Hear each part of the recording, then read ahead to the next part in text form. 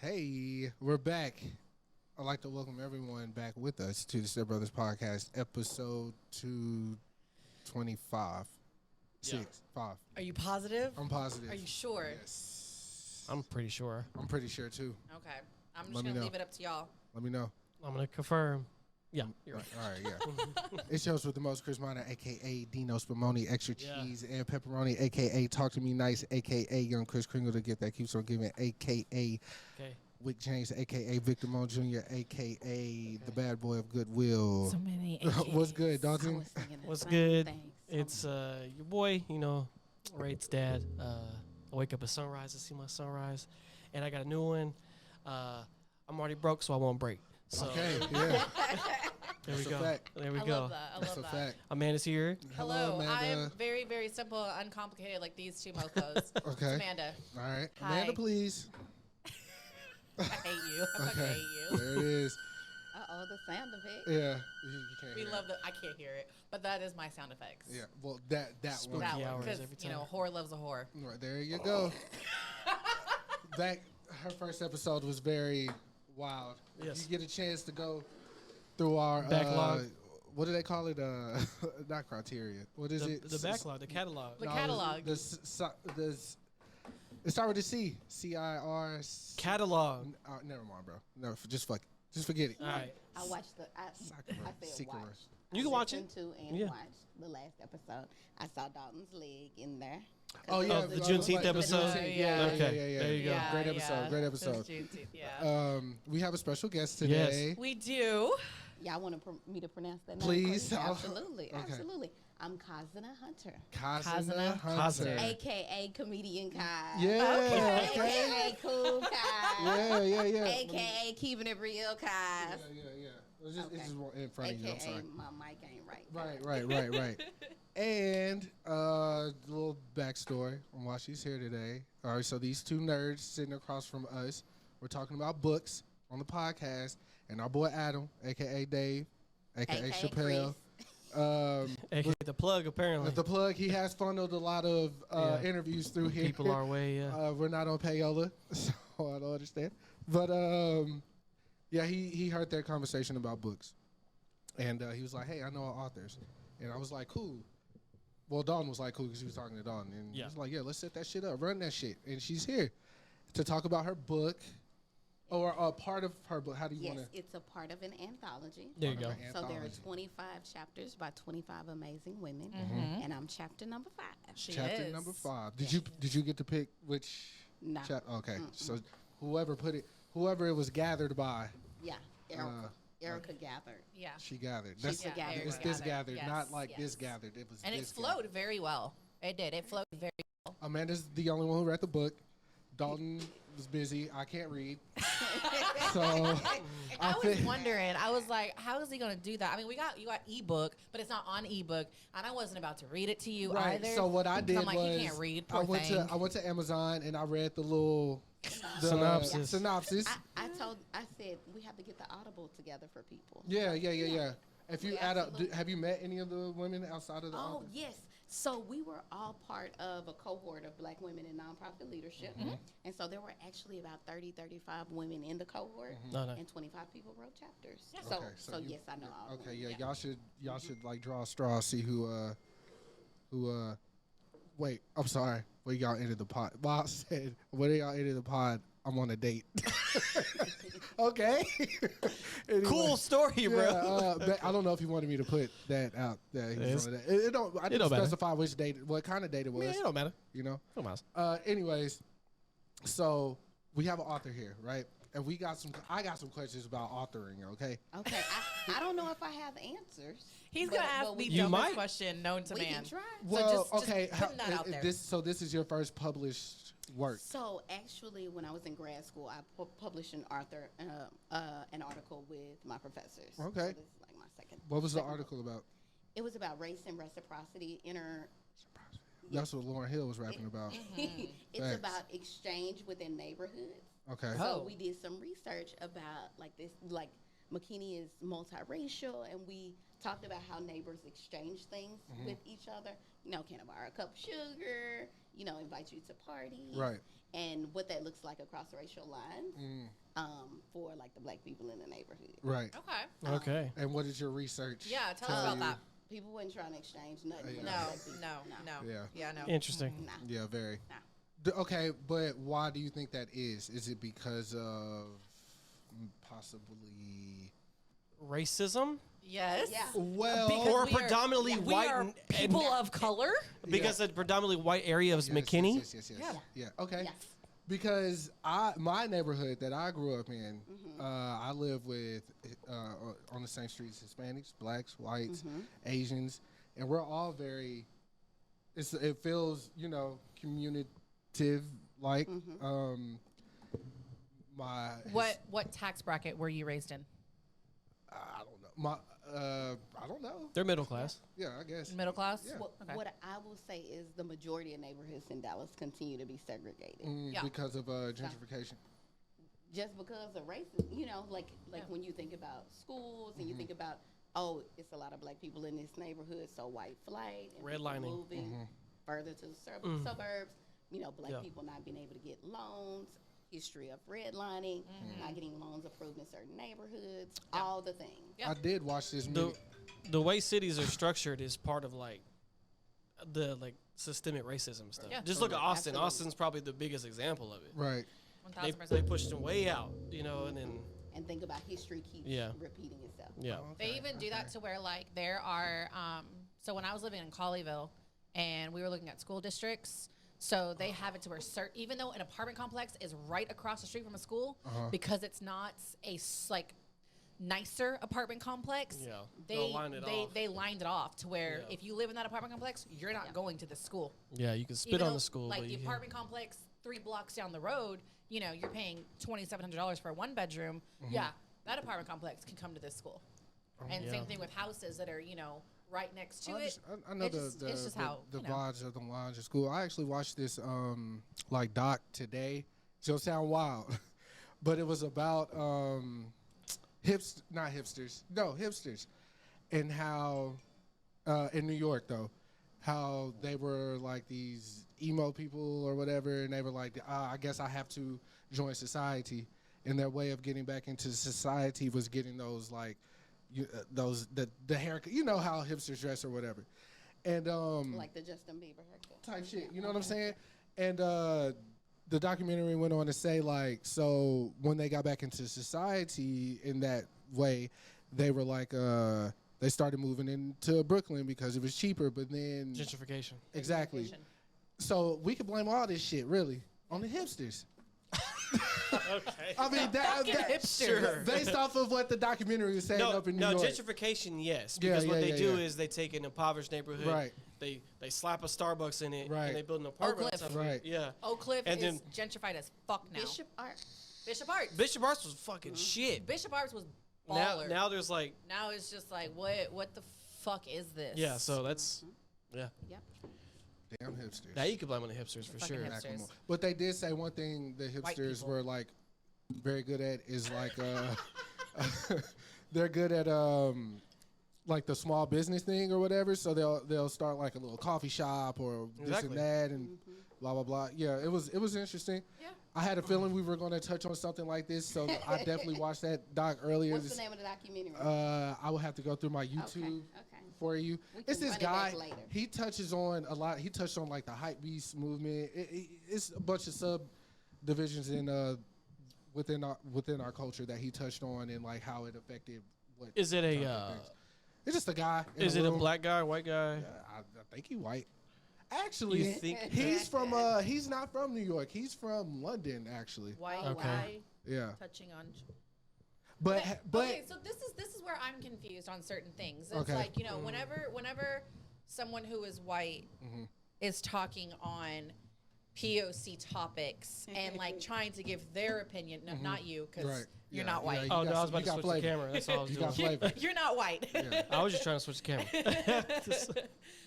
But I don't know. How do y'all feel about that? Where it's just okay, you're a white person coming into our territory and telling us how it is or how we feel or what it's like for us.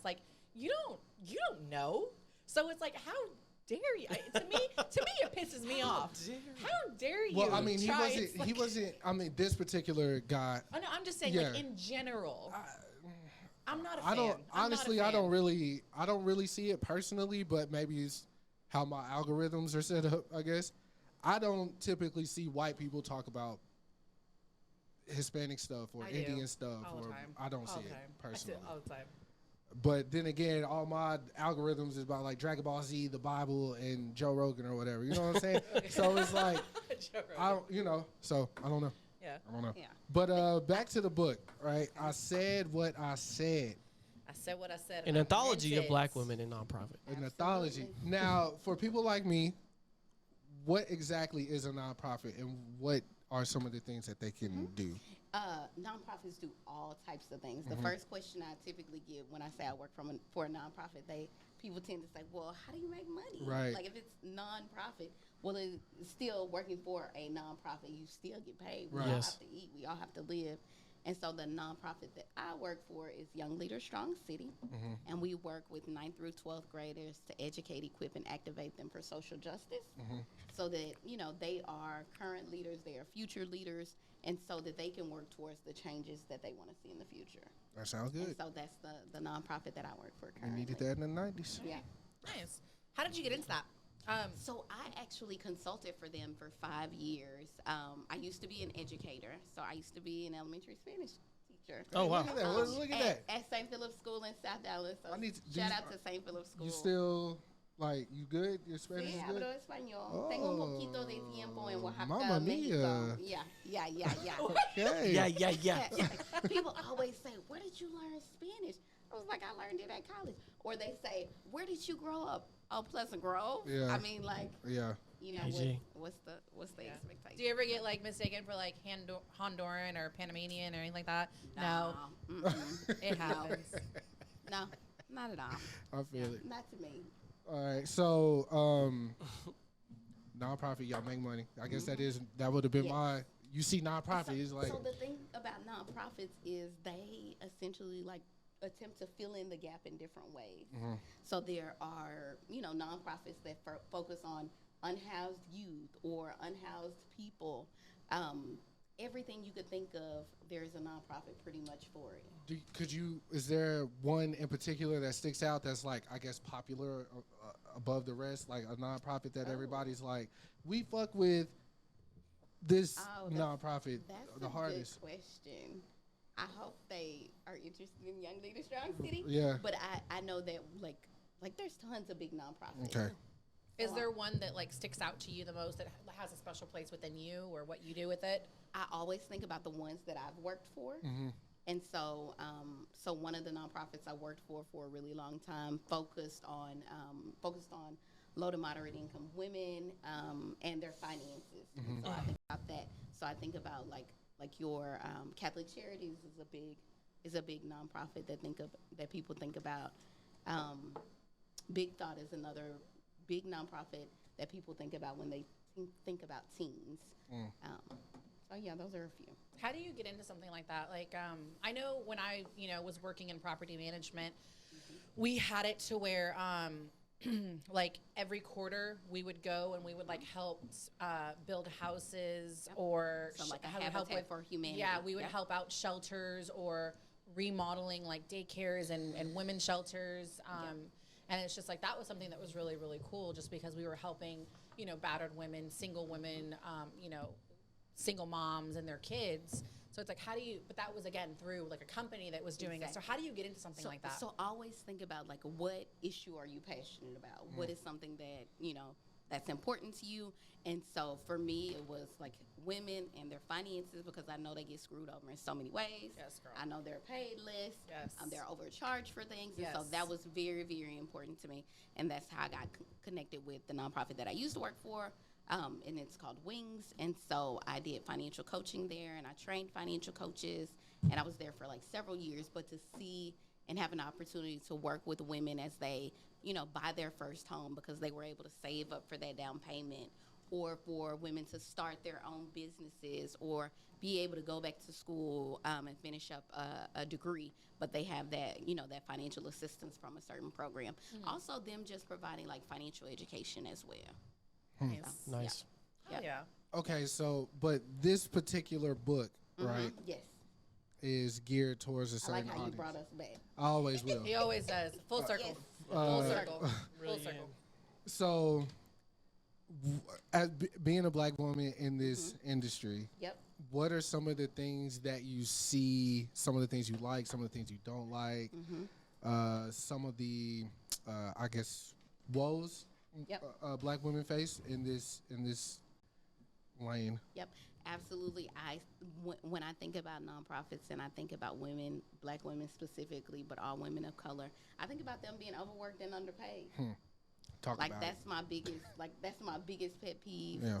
Speak on it. Is that people have to advocate for themselves and their money, but also nonprofits, companies should be providing a wage that allows people to thrive. So that's like my biggest pet peeve: people being underpaid for their work, or at times not paid at all. In some instances. Yep. Yeah. Yeah. Volunteer. I do believe in volunteerism. Oh yeah. But when Within you're at reason. your job, Within reason, yeah. you're there to get paid. Yep. Is it not pocket watching, but is it a lucrative? I guess it depends. It on- can be. Yeah. I worked at it when I will think about like when I was a teacher, when I started in nonprofit, I was definitely overworked and underpaid. Right. And failing to create those boundaries because you get caught up in the mission. Right. Yeah. Like, No, like, for real. like this lady came in and she said, I need housing or I need food or I need a place for my kids. These, real life like needs and necessities, your basic human needs, food, water, shelter, those things. And so it's like that mission, creeps into your personal life, like, responding to emails after time because it's like you want to make sure that person gets the help, the support, the resources that they need. Yeah. So, It's dire, but yeah. Yeah. Yeah. No, that's very important. No, I Yeah. need to. very important. So, okay, I had a question on. So when I was reading through the book, it took me a minute to realize. I think that's when I hit your chapter. I was like, wait a minute, these are different women. These are different stories. Yeah. But there was one thing that did stick out to me, and it was actually remind me of the lady whose book this is. Okay, so it's Erica Flood Moultrie. So she came up with the idea for this cohort of black women in nonprofit leadership. Okay. So we had an entire year together. And so some of it was face-to-face, some of it was virtual because we started during the pandemic. Okay.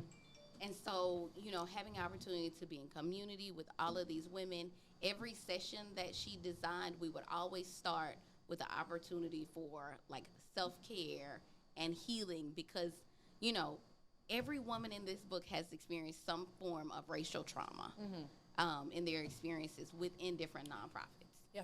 And so she provided this opportunity for us all, and I think it really changed the trajectory of everyone's life. So she had mentioned in the book where she had an encounter where she went to go work a nonprofit, and she was big told, event. very big event, and she was told flat out, like, the help door's over there. That's Yeah. where you enter in. Oh. Yep. Yep. Yeah. Has it happened to you? That particular scenario hasn't happened to me, but I think about like it even shows up in other ways just in your normal day-to-day life. Yes. When you at Target and people assume you work there. Yes. I don't even have on a red shirt. Yeah. What are you talking about? I don't work here. Excuse me. I don't work Yeah. here. Yeah. So it's like when people make assumptions, Yes. or like if I present an event, oh, you're so articulate. What was the expectation? Yeah. Right. Yeah, what does that mean, right? And it's like people these are like, oh, you're microaggressions are actually really this or actually that. And macroaggressions. I'm like, Yeah. I know I am. It's the actually part that's getting me because I know that I'm good. Absolutely, And it's- absolutely. But I think no one is above mistakes. We Right. all make mistakes, and so I actually made a mistake, and then a mistake was made. So I speak Spanish, and so I was going to do like tax credit education at this program called Avance, and it is like a parent educator program. And so I was going to do tax credit education in Spanish. I was going in with my packets, and so I get to the site, And I, in Spanish, I say to the lady, hey, I'm here to do tax credit education. Where's the room? And the lady looks at me, and she was like, oh, I don't speak Spanish. And I was like, my apologies, because I assumed. Not 5 minutes later, I got to the room. I'm putting out my packets. They're all in Spanish. Another woman comes in the room, and she sees me putting out the packets, and she says, is the person coming? We're getting close to time for the presentation. And I say, I am she. And then she says, it is me. She says, oh, but it's in Spanish. And I was like, I speak it. Spanish. Yeah. So it was like a full circle moment. Right. So I always think about, offering people grace. Yeah. Offering people grace because we all make mistakes. I definitely believe in that. Yeah. We actually, it's funny that this came up because on that Juneteenth episode that we had, Ryan was telling us about one of his neighbors picking up an Amazon package, and a white lady saw him and was like, "Is that my package?" And she thought he was an Amazon guy. And Ryan was pissed about it. He was very upset, right? So I'm like, yo, I get being upset in the moment, but does that make her a bad person for the rest of her? And he was like, yes. For all of her days. And he was like, Yes. yeah. But I'm definitely more on the grace because you don't know what you don't know.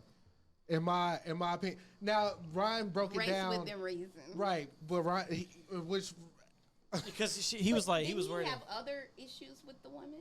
No, he said he never spoke to her again or anything. Yeah, but like that. he said that he was wearing like slides. Flip-flops, like, his toes were out. Yeah. So I was like, Stuff like that. yeah, I get It's that. just like me being at Target and not having on a red shirt. Right. Yeah, and Right. working in property management, I'm dressed to the nines in a silk blouse and slacks and heels. But then a resident's like, "Are you housekeeping? Do I look like I'm fucking housekeeping?" Wow. Yo, I'm glad, like, I don't know, because even in obviously, somebody asked me, nobody's going to ask me if I work at my job. I don't know why, but it just looks like that I do, I guess. So nobody's ever, do you work here? Because you're the bad boy. Do you have a name badge? Yeah, come Then on, bro, that's I a got badge. ridiculous question. Right, but what I'm saying is Then it's become more than just race. You're just dumb. You're just that person or me. You a That dumb person. dumb. Oh, okay. I If didn't you have know. a name tag on and they're like, "Do but you it's work like, here?" I'm wearing a lanyard. First of all, my lanyard's Dragon Ball Z, all day gang. So? You know what I'm saying? And then the picture, they caught me off guard. My hair wasn't, I had to go out there. I thought I was just taking a drug test. Like, we Bro, that's what happens when you have a license. I know you don't got one, but that's what happens the same way. I got a Texas State ID, though. And I made sure I you was don't have straight. a license? I don't drive. He don't drive. I got to tell this story to everybody, bro, but it's fine. Tell I the don't story. drive. Tell the story. It's just like out of fear, really. Okay. But I have been this year. He's a well, passenger princess. That too. So what do you, like, how do you maneuver? Mostly Dallas live, is like, but I live in Arlington though, and His name is Dalton Smith. Yeah. He picks me up to come to the podcast. But look, Reparations. so I lift a lot, Sure. or I'm usually He's driving Miss dating Daisy. a young lady who you up. understands my. That sound bad, right? I'm just asking. No, but the way you said it. Was She picks him up. But yo, Hey, get it how you live, baby. Yeah, come on. But my parents help out as well. Okay. And then I do drive sometimes. So let me ask you this. So how did the fear of driving develop? Over time, really just being in the passenger seat, it just Have you ever been in a wreck? nothing ever life threatening, but yeah, I've been in a couple with people who are driving. But my dad, awesome guy. He told me from a young age, like, you're not just driving for yourself, you're driving for everybody on the road. So Absolutely. like my dad, Dalton and my dad are probably the most like good from passenger seat viewership. Yeah. The best drivers that I've ever rode with. They just know what they're doing. My dad's been driving a long time, cross country with the business that he had back in the day. So, but I guess it's going to. I know it's a comfortability thing. Like even when I do drive, and my job's only like 8 minutes away, so I'll drive. My mom's in the passenger seat, and I'm already panicking because like, what if I do something to my mom in here, bro? I'm like that thoughts on my mind. That's real though. And then like going 30 miles an hour is like, yo, this is fucking fast, bro. Like, I was like, yo, why is feels it? fast. Right, it feels fast. But like, This boy get his school zone. He's like, "Woo, I'm zooming, bro, like, I'm zooming. but being Kids in the going by in bikes. right. Do not get in a vehicle with me. No, Do for not. real. And like in the Ever. passenger seat though, nothing feels that fast. But I guess it's because I'm in And I control. asked you that question because, like, when my dad was teaching me to drive, Mm-hmm. he told me like the most horrific story you could tell a person. Wow. And I didn't drive for 5 years after that. What can you repeat the story? Oh, absolutely! It's one of the stories like that I tell in the book. Let's go. Chapter Okay, 5. That's so- the name of the episode so, too. I just want to say that. Chapter 5. So I'm gonna I put that do in. racial equity, and in the chapter I talk about like some of the reasons why I do racial equity. Mm-hmm. And so, in like the 60s, my dad's brother, and so when my dad talks about his brother, my daddy got like 6, 7 brothers. Right. I don't even know the number, but he has a lot of brothers. Right. But when he talks about his brother Herbert Lee Hunter Jr., because he was murdered. Oh. So he was married to a white woman. They were in Plano, and they told them, "Do not come back to Plano." And so they came back to Plano, and both of them were murdered, and they Wow. ran over them. Ah. Shit. And so my dad, when I was he was telling me this, right? Yeah. Right. And so my dad had to be the one to go and identify the body. Mm. And That's- so he yeah. reminded me of, how fragile life is. Mm-hmm. And, when driving, you, like your dad said, you're driving not only for yourself, but you're driving for everyone on the road. Right. But, that story of racism and how it showed up and how it impacted his life. Right. And, this is an uncle that I've never met, Right. but that my dad was so close to. Mm-hmm. And so, so yeah. Well, yeah, I'm processing that because No, that's heavy, Yeah. man. yeah, Yeah, no, it is. my It is. I'm processing and telling y'all. Yeah. my fuck, man, yeah. You don't think about like all the areas race shows up in your life. And But- so it's like but- we think about how like people are removing DEI from public schools.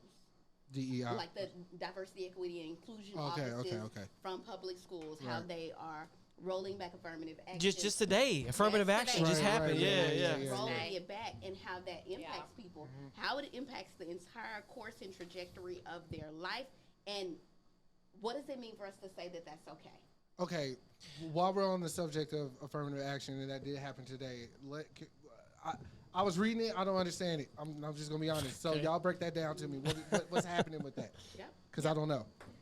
I mean, it's basically like all of the things put in place for people to be able to go to school, to get an education, to create racial diversity. You good? I was just Okay. Yeah, you To good. create racial diversity on campuses, they're rolling back they're rolling back the clock on that. Yeah. And so I think about, when I was in high school, they had these voucher programs. And so the voucher programs afforded me opportunity to go to a school outside of my neighborhood school. So I think about like, what does it mean to create, racial diversity in different spaces, and what does it mean not to have that? Right. And how does that like prevent people from, moving forward? How does that keep people stuck in a certain class level? Right. When we're meant to move, when we're meant to learn and grow. So what was the purpose of affirmative action? It was supposed to be so you couldn't like discriminate against race. Okay. That's where that came from, right? Like in anything, jobs, whatever. So if you're rolling that back, Yeah. Exactly. Right. So think about like the racist history of this country. yeah. And so to combat that, we're going to have affirmative action. Right. You can't judge a person. And so the other thing about it's not like affirmative action is only benefiting like black people or people of color, but all the white women that experience, advantages from affirmative action as well. And so I think about when you put things in place that are race conscious to help people that are at the bottom. If the person at the bottom is moving up, everybody moving up. That's a fact. Yeah, it's a pulley system. What is it? What's the all tides rise raises boats? What? Yeah. How you say that? Yeah. There you go. All tides. But I mean, just to your, but like, thank you for sharing your story about your uncle too. Yeah. But it just always reminds me that when you tell a story like that, like that's your uncle. That's one generation up. Exactly. Not that long ago. Right. No. Right. No. So my parents are in their 70s. Right. And so hearing them tell me all the stories of their experiences. Yeah. Not that long ago. Not that long ago. Literally one generation before hers. Yeah. Exactly. Yeah. But also the experiences that we're seeing play out. Oh, yeah. Yeah. Now it's everything's televised. We got it in real time. People are documenting things unlike they've been able to document historically. Right. Like, of course, we can watch the black and white footage, but you can also watch it on Instagram. Yeah. That happened, yesterday. Yeah. For real. Down the street. Exactly. And so it's like we're able to, watch that black and white footage, but you're also able to see what's happening now. Yeah. Crazy thing is that the black and white footage could actually be in color. Yeah. They just made it black and white to make it seem older. Yeah. For real. Because the main one they have showed us like via social media was one of King's speeches, and they put that bitch right in color. Yeah, it is in color. But exactly. When it's in black and white, you make that's a long time ago. I think when I learned like the story of like Rosa Parks and how they made it seem like Rosa Parks was old and tired. Yeah. This lady was in her 40s or like late 30s, early 40s. Yeah. And she wasn't tired. She was pissed off and she was fed up. Yeah. And so I mean the Bridges. She's like, how old is she now? Like Bridges. The little girl who went to school. Yeah. Yeah, I think she like in her 50s. Right, that's what she's in her 50s. She's younger than my dad. And that made it seem like it was like forever ago. And then when you're in school and you're learning about all of this stuff, you're in that school thinking, oh, this is like lifetimes ago. And then that brings up the critical race theory. Wait a minute. How old is your daddy? My dad, he's 63. Okay. Yeah. And shit, my pops is. Your dad's older than my dad. I think. Is he? I don't think so. My dad was born in 56. Yeah, my dad was born in 60. My dad's 55. My dad is 55. Yeah. And so it's like all of our fathers have these stories of my dad plays out. Look, my dad picks me up from work, and sometimes his family's from Mississippi, so he Jackson, got Mississippi. So like sometimes he don't even look at me. He just focused on the road. We 8 minutes away, but that car ride seemed like it's 35 minutes. And when he get to talking about, shit that happened to like family members and how, like, I kind of told this story before. Yeah. But like, my last name isn't supposed to be minor, not even because of like the slave shit. Like, on my dad's mom's side, their last name is Franklin now, but they were Townsends. But what happened was this particular Townsend, I guess like great-grandma, I don't know what the fuck. But anyway, he was out there fucking around, doing some shit he had no business doing. He killed a white guy because the white guy was fucking with him, and he had to he got beat about it or some shit, but he had to leave town, go to fucking Cleveland or something and change his name. But he ended up going back with, new identity or whatever, and he was supposed to be in Franklin, but then it was town. It was some wild shit, you know what I'm saying? Thinking about how you just told that story in terms of him. He was fucking around doing some shit he probably wasn't supposed to be doing. Yeah. We got to think about, okay, back then, what was the shit you wasn't supposed to be doing? Right. Just walking the street. Yeah. Being black. Nah, from what I remember, my dad said that that particular guy was a wild boy, from what my dad said. Okay. He was a wild boy. So maybe he was doing some shit he wasn't supposed to be doing. He was a wild boy. He's I think my dad was he used to fight all the time, niggas though, not white guys. He was fighting. And I guess this particular day, I don't know, he might have been feeling himself. I'm not really sure. I don't know if my dad's really sure on the story. Over time, that's still that's crazy though. Yeah. No, just to think about. So my grandmother's maiden name is Franklin. But it was supposed to be Townsend. So some people were still Franklins, and whoever he got involved with and had children with, that side of the family, even though he's, a Franklin by birth or whatever. We have Townsends in our family. Townsends. Yeah, the minor's my dad's side. I fucked that up. It's Franklins and Townsends. Okay. Even thinking about thinking about the logistics of driving to Mississippi, it's there's still sundown towns where it's not for us. Don't be. Not when because we 20 west. going down there, right? Not east. East coming back. You're going east, brother. Oh, so we going east. My bad. Look, I don't know nothing. Cause you don't drive. I don't You drop. don't have to know. Can we drop a bomb, bro? Yeah. Can we do We something? don't have a bomb. Give her something, bro. That works. That works. I know that's mine. You don't Yeah. have to know. Yeah, I don't. But we're going east. You're right. I'm thinking. I should have thought about it. When You going west, east. you going toward California, brother. Yeah. I thought, but west coming back, right? If you're coming back from Mississippi, Yeah. then you're going west, yes. Okay, that's what I meant. I knew something. Anyways, I'm sure y'all are passing through some sundown towns. Yeah. Don't. It's no way to avoid Especially in them. Louisiana. look, Yeah. there's been times we left there later than we should have because of, we having too much fun or whatever out there. Because my mom and dad's family lives out there, so we see the whole family. So They run the block. yeah, oh no, facts, man. Yeah. Stand on that. Yeah, shit. Oh they God. run that block, But I personally know now what did happen. I was with this guy, Yes. and we were in fucking Talladega. No, we were driving through Alabama. Yeah. I thought we had just passed Talladega though. Yeah, it's Alabama, brother. Oh, I thought Talladega was the name of the. But you don't have to know because you don't drive. I We mean, don't know but you because I should don't know drive. like basic, Yeah. like where everything is. Look, all I know is Dawn was like, "Hey, that's where Talladega Nights," and I was like, "Bet Talladega." But yes, we drove through. We're coming back from North Yeah. Carolina, Yeah, and then we drove through Alabama, and then they pulled me over. yeah, They were following me for a fucking For a minute. a long time. Where you've told this story before, right? right. Oh Yeah. God. Yeah, so they pulled me over, and all they kept asking me was about Chris, and I was like, "What?" Like I was like, "What did I do?" Like Mind you, he sleep. He is a. I wasn't asleep. I was recording. This like right when like this is like at the very beginning of fucking Trayvon and everything. So now I'm recording shit. I typically what I record is that because I got pulled over with police before. Fuck no. But the Trayvon shit, I was like, I don't know. Let me be. But I was drinking Hennessy. That's what's crazy. Full circle. I had a full bottle of Hennessy. And I'm making beats on my laptop, and I got the aux plugged in, and Dalton got to go sit through me starting this beat over 50,000 times, but he's just driving. And Dalton's like, man, this cop been following me for a long time, and I was like, fuck him, nigga, we ball.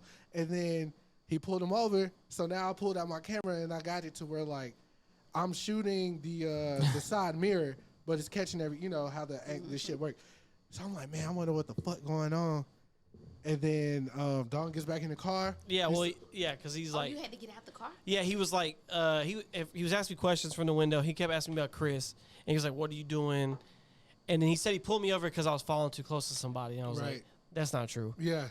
He saw me in the passenger seat. Yeah, so Probably he got me out chugging the that car, and all he kept asking me was questions about Chris. He's like, "Where y'all coming from?" Yeah. I told him North Carolina. I gave him my business card, Yeah. and then I was like, "This is what we're out there for. We're opening," because I used to work for an app, so we were opening a zone in Charlotte. So he was like doing some street team shit, and then I was like doing all like the business meetings and shit. So we got paid to drive out there and come back. We got super paid that week, but he just kept asking me about Chris, and I was like, Chris is one of my. I was like, he's my friend, but he's also an employee. He did some street team stuff. Here's our business card. It's a real app. You don't have it in Alabama because y'all suck. But and he was like, okay. And then he told Chris to get out the car, and I'm pretty sure he asked him the same questions. Yeah, I don't honestly. I don't remember getting out of the car, but The Henny was. But Henny. I wasn't. I knew I wasn't worried like anything bad was about to happen. He's Why? probably like. Why were you not worried?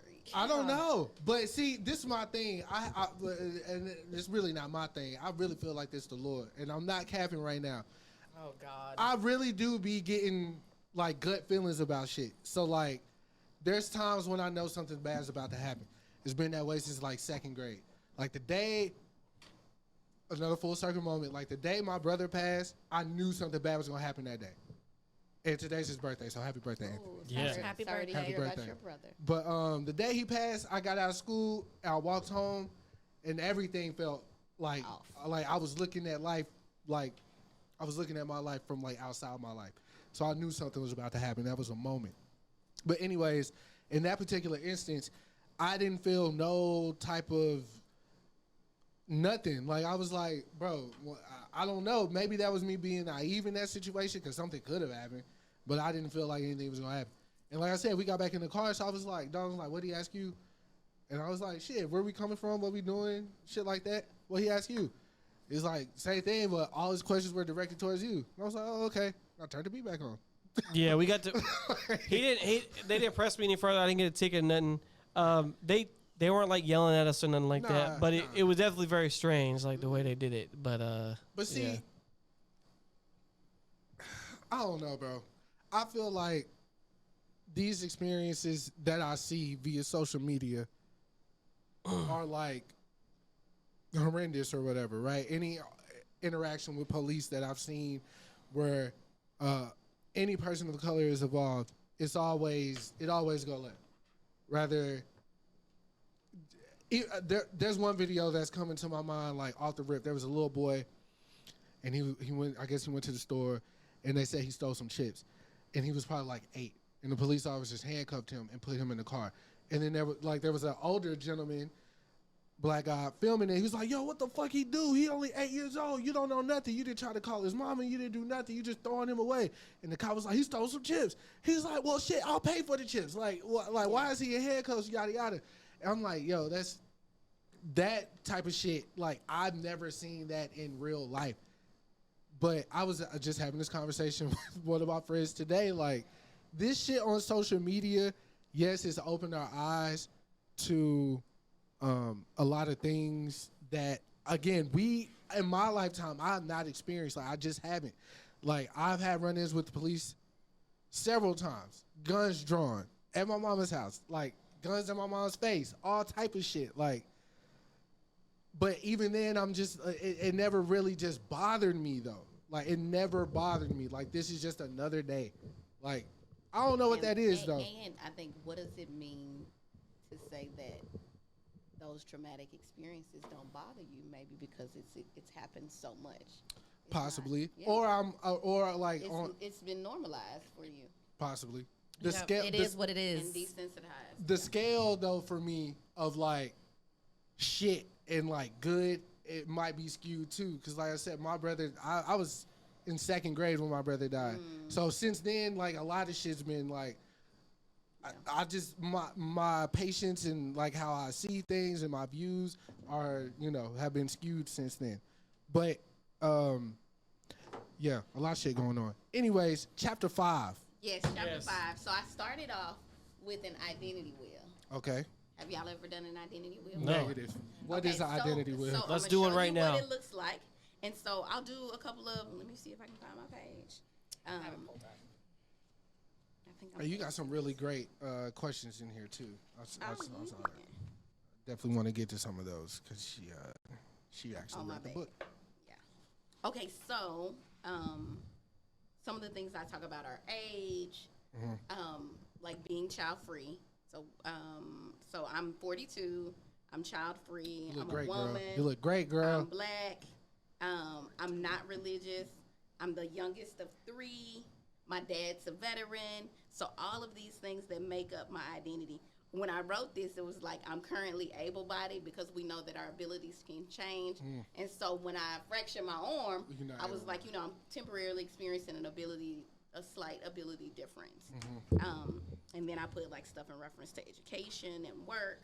And so when y'all think about your identity wheel, what are like the top 3 identities that come up for you? Oh, hell. I know Dawn is off rip. Married. Yes. Father. Yes. White. Yeah. Okay. Married, father, white. Yeah. In that order? Married first, father second for sure. But and my wife's black, so like white is like it's you can't escape that. You can't. Yeah, I mean there's no way around it. I'm white. Yeah, you're white. But I was just born this way. Yeah. Lady Gaga.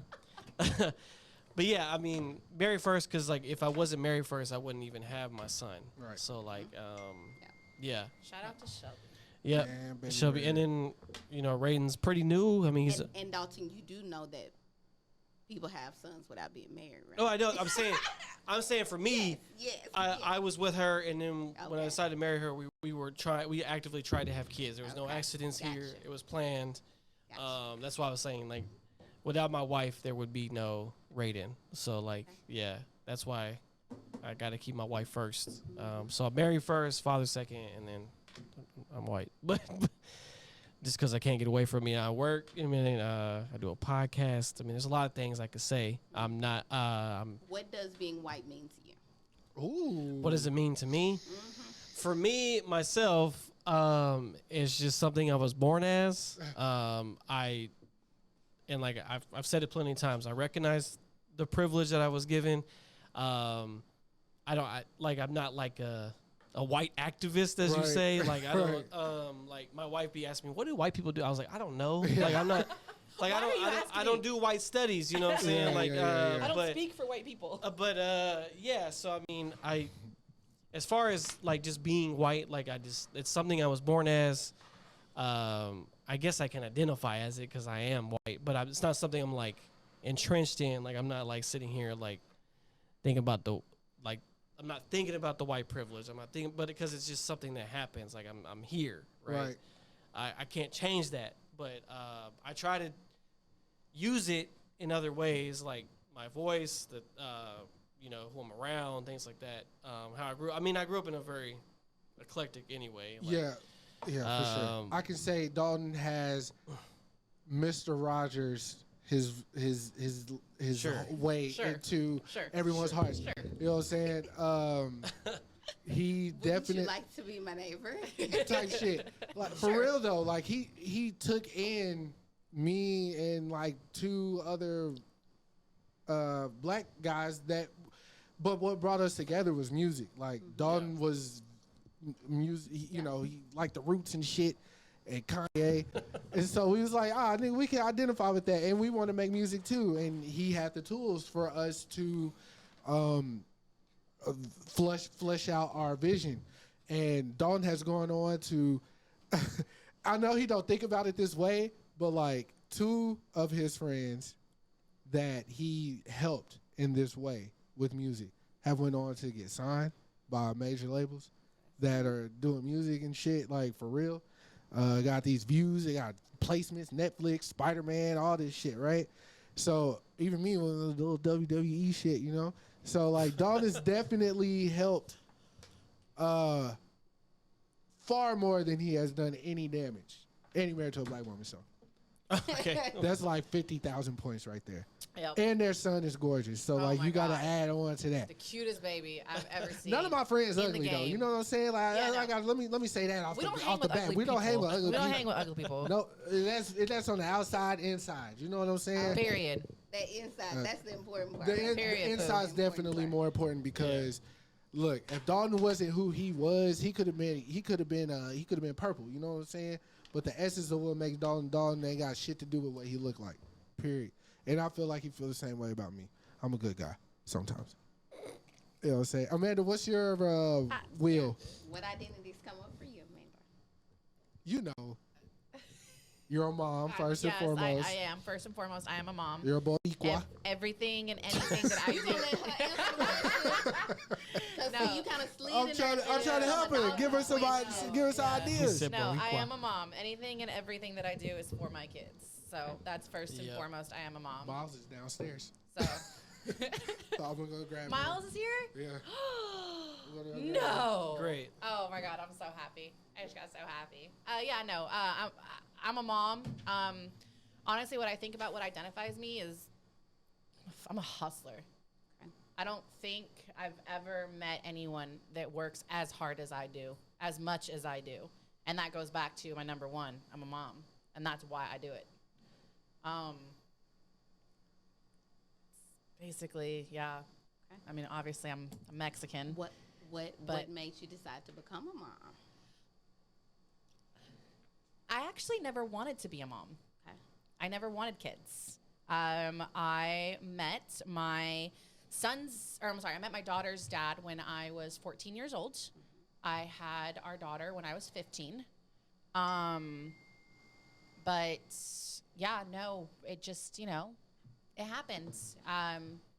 Not something that I saw for myself, that I wanted for myself, but my kids are, my everything. My son was more of when I met his dad, I was very clear on I don't want children. I never wanted children. I don't want any more children. And, you know, I was dead set on that. And he was okay with it. And then he came back to me and was like, okay, well, I want kids. And I basically told him, I was like, well, I don't, so we're done. And I broke up with him. 3 months later, I was like, all right, I miss this person. I love this person. I'm willing to compromise with this person. And so we came to an agreement. I was like, look, you want kids? I'll give you one. And then I'm getting my tubes tied. But I don't want to be your baby mama. I want to be your wife. I want to be the mother of your child. Like, I want to do this the right way. So that was our compromise. And we did it. But yeah, I love my kids though. I've got a 14, well, my daughter will be 14 this year, and my son just turned 2. You got a little one. I got a little baby. He's so cute too. And then you got one that can help with the little one. She's great. Okay, she's great sometimes. She's got attitude. Oh, come on. She got attitude. Well, she's her father's daughter. She is just like her dad. Yeah. Well, they say, hey, you get what you give your parents. Look, I was a great kid. Okay, I was a great kid. Other than getting pregnant, I was a great kid. But she really is just like her dad. It's actually pretty funny. I met them through my daughter's dad. So they're all really, really good friends. And so that's how I met them. Just because the relationship that I have with my daughter's dad and his wife. So we were in New Orleans this past weekend celebrating his wife, Katie, her birthday. And so that's pretty cool. I love that we have that like close-knit friendship family. So I'm actually engaged now, and Katie is my ex-husband's wife. She's going to be my maid of honor. Oh, so wow. That's good. how close They we co-parent are. for real. We co-parent. Hello! Y'all deep in that thing. Y'all deep in that thing. Deep in the co-parenting game. Hi, babe. How are you? Oh, God. So good to see you. This boy just popped in. What's up, man? What we doing?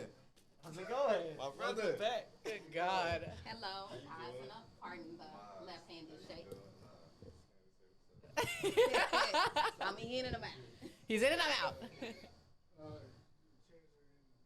Yeah. But yeah. And you, sir? What are your identities? Now it's your turn to talk. Trying to talk after for you me. tried to talk for everybody else. Just like a man. I'm a non-driver. Everybody else's identities, just like a damn Did I man. mansplain? Is that what that was? That's exactly what you I'm did. a non-driver. I'm a. I identify as 3 identities that you feel like come up most for you, or that you think about most. Big dog. big dog. No. No, I don't know. Here's my wheel. Okay, yeah, let me If see you want what to you kind got. of think about Yeah. some of the things. Okay, 31. Okay. I am not bilingual. Oh, I am bilingual. I think that I am, what's the word? Like, I'm, I get after it. What does that mean? What word am I looking for? Hustler. Hustler. Not hustler. No. Nah, fuck. do you It's mean? like I'm determined. I think that's the word. Oh, okay. Yeah, I'm determined for sure. In all Determined to aspects get of on my life. fucking nerves. Yeah, I said all. I'm saying all. Determined to get on my fucking All nerves. aspects of life, I'm Yeah. determined. That's Like music, my job, like determined to see a better day. Like I'm just determined. I'm a determined person. I'm I'm musically inclined. Okay. That's very important to my identity. Your music, Yes. your art. Very. He says he is. He says he is, but artist. you know, we He's ain't really about seeing his nothing. Hater. Hater. And That was 3, bro. That's cool. Yeah. I said determined, musically inclined, and my last one would be I care. Okay. I care about stuff. For sure. A lot, actually. I care. More than I should. That is a big part of my identity. It is. Caring. Caring is. Because I could not care. But I do. A lot. We're glad you care. I guess. I'm glad I don't care too. I guess. So what made where did this idea come from to make a wheel? So Yeah, and how do we do this? Absolutely. So we do identity wheels with students. Like, working at Young Leaders Strong City, we get students to start thinking about their identities and what those different identities mean for them and how they show up. Yeah. And so like people just go through and they like write out like 3 of the identities they think about most, identities that they think about the least. So maybe I never think about the fact that I wear glasses, like that I can't see clearly without my glasses. I don't really think about not having 20/20 vision, but thinking about like what are these identities? What do they mean to you? What are the things you think about most? What are the things that you think about least? What are some of the things that you have privileges associated with? So I'm heterosexual, and there are privileges associated with that. Right. And so thinking about all those identities and how they show up. Nice. Yeah. Nice. I spend a lot of time in here. I spend a little section talking about, so for a long time, like, my dad has always pushed education. I read that. Yes, so I worked on my PhD for a long time. And so I, was at the dissertation stage. That's where that article about the McKinney neighborhood came from. And so one morning I just woke up and I was like, I ain't feeling it no more. And I was like, I'm not gonna do it. Like I can be more impactful working with people and working on major projects than continuing to continue the dissertation. So. There was something in your First of all, please pronounce your name one more time. Caazena. Okay, Caazena. Yep. So what stuck out to me was, and I believe your dad said this. Please do not dim your light or allow people to rename you, because you deserve the full respect that everyone else gets, and it starts with being called by your name. Absolutely. That is so powerful in itself, because and you had even touched on, white people can have these very very long weird German names, Russian names, and white people have no problem pronouncing those. But when it's a person of color, of course. What's your nickname? Yeah. What's your nickname? We're gonna shorten that. Yeah. Or we're gonna or you're just gonna completely butcher my name. No, you're not going to take my identity from me. Yeah. Absolutely. And the way that shows up is I know that I have a name that can be challenging to pronounce. You look at it, you may not immediately know. And so I always say, hello, my name is Caazena. And giving people grace, because I know they will make mistakes. I'm working on that. My name. Giving people grace. I'm working on giving people grace. Well, when people you're on a one-strike system. When people just immediately try to shorten your name, that's a non-starter. No. Yeah. No. It's a I no. already It's a have a hard strike no. against you, because Yes. you are taking my identity from me, and I absolutely love that. And the other part of it is you think about the ancestry of enslavement and the changing of names.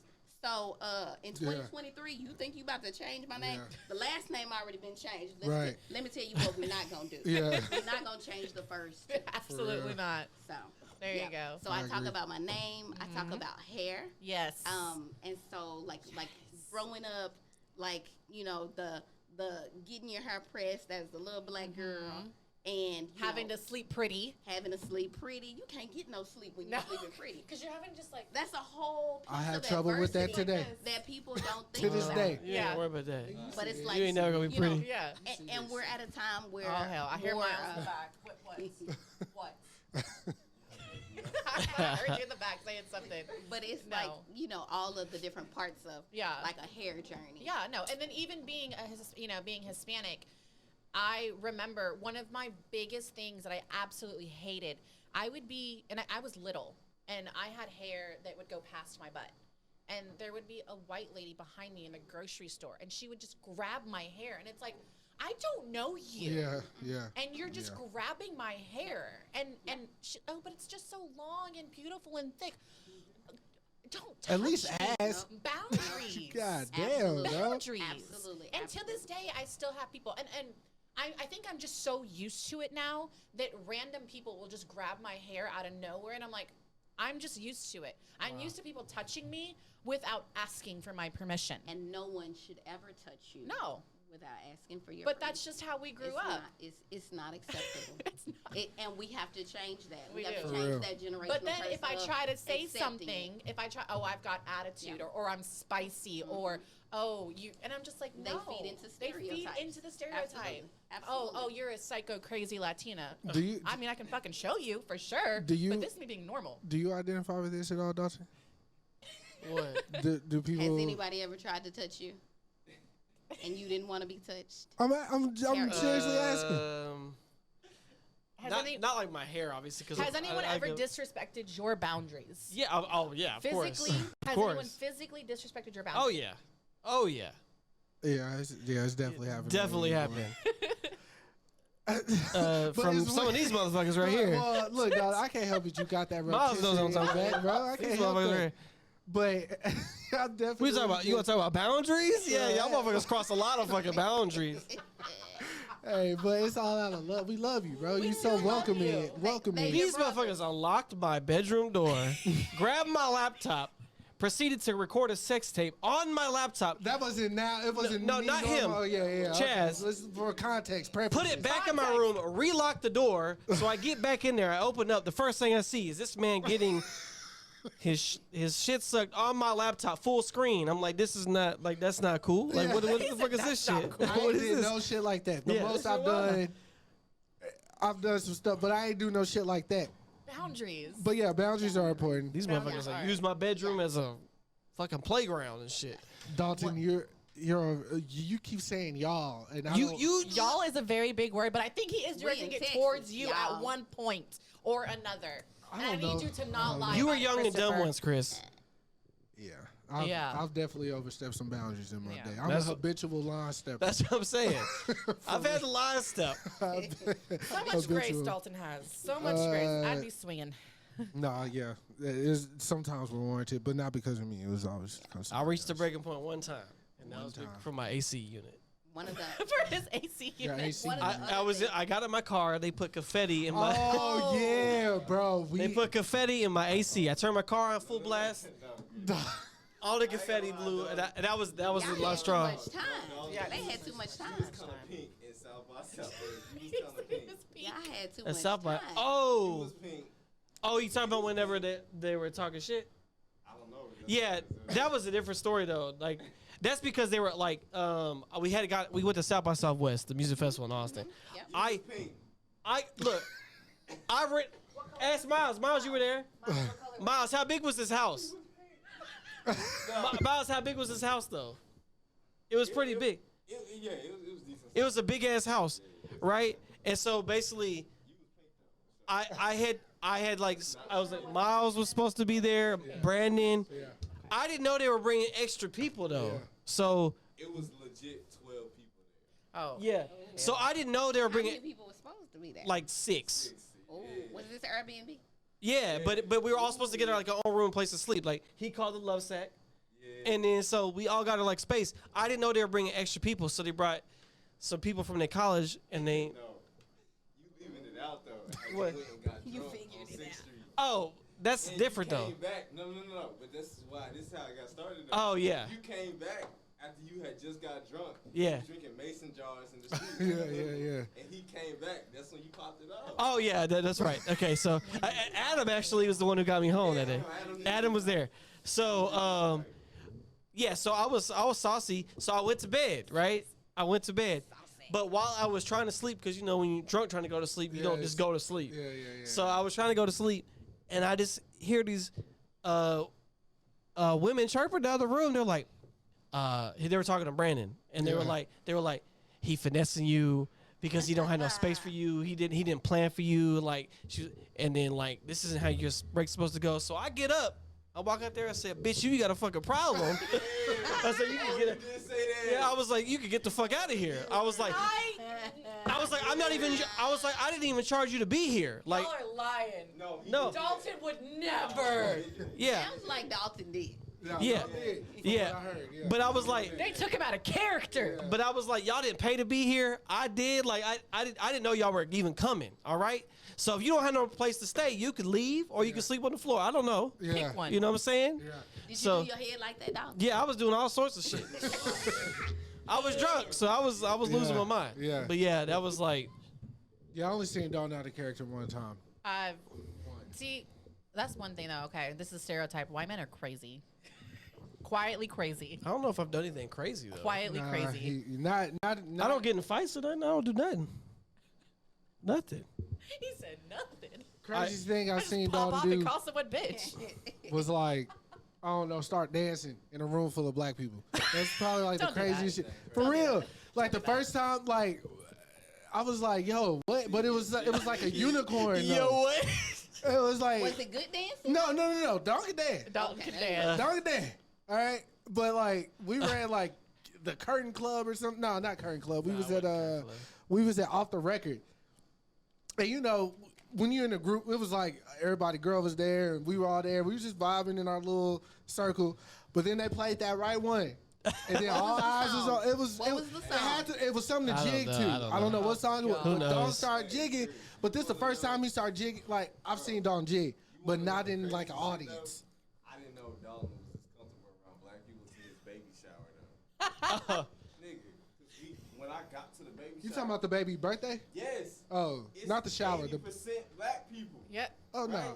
bro. I had Dalton. Shelby is black. I had Dalton. Shelby is black. I'm like, it look like some of my shit. Dalton came to my mom's birthday party and was there frying chicken with me. Facts. going on? Facts. I had him out.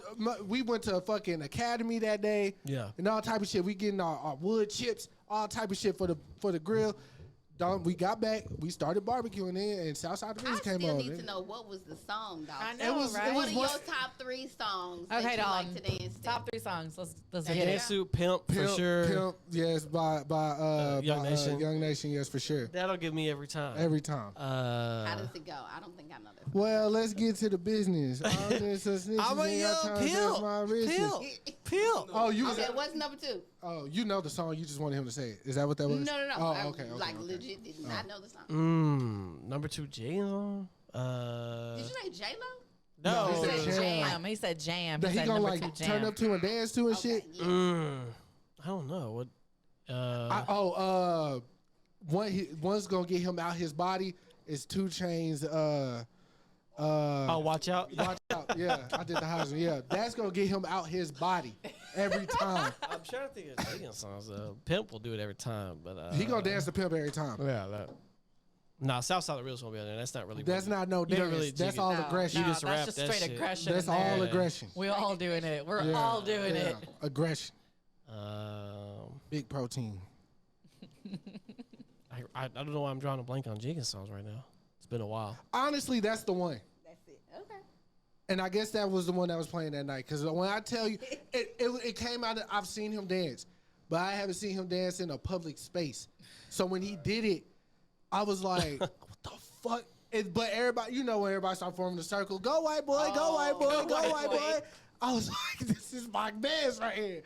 I'm definitely getting laid off Not this me nigga passing tonight. him the Henny at the wedding. I'm getting some cheeks off of just knowing Dalton tonight. Yeah, we left out. We came in there regular the people. first time We you left saw him superstars. dance, were you nervous? Oh Were you no, nervous no, for him? because I've seen them dance outside. Again, Okay, gotcha. when it's just the homies and we chilling and drinking and shit, you know, turn on tune. Cool. In public, but you gotta think we around peers that are all black and they not all like me or Miles even. Like, you know, you got other black people. So seeing a white person dance, they gonna be like, you know, they gonna give them the, you know, but you know, he showed Haters. it proved. Show But don't know. Before that, I went to every black person individually. It's like, yo, this my man's. This is my homie right here. This my man's. This Look, my man's. He's he cool. good. Thank you. Like, With it. chill. Yeah. Basically, let's say don't be fucking with Yeah. him. Don't be fucking with him. Please. Yeah, yeah. Like, I'm Please his don't. OG. Oh Please, God. Thank you. Don't When you bring a white person to a person of color's like event Yeah, gathering, you gotta and let him know. You He- gotta he- let him yeah, know. he cool. Like, He with this me. person is cool. They're with me. They're chill. Don't- Honestly, they saw me and Dog walk in together. I really didn't have to say nothing. That's how much, you know what I'm saying? That's how much Alright, pool a alright. nigga got. You know what I'm saying? Shut The fuck up. Like Dalton is good. Dalton's good from Let me here. ask y'all this. Okay. Have y'all ever brought somebody around and they fuck shit up? Yes. Ridge. One time.